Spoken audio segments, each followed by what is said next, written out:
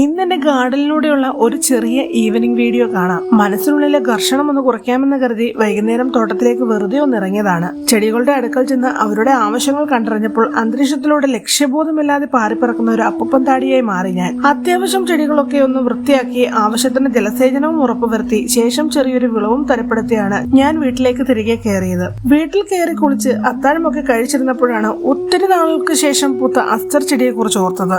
രാവിന്റെ പശ്ചാത്തലത്തിൽ ഇവ വിരിഞ്ഞു നിൽക്കുന്നത് കാണാൻ നല്ല ഭംഗിയാണ്. ആ ഭംഗി ആസ്വദിക്കാനാണ് നേരെ കിണറിന്റെ ചുവട്ടിലേക്ക് വെച്ചുപിടിച്ചത്.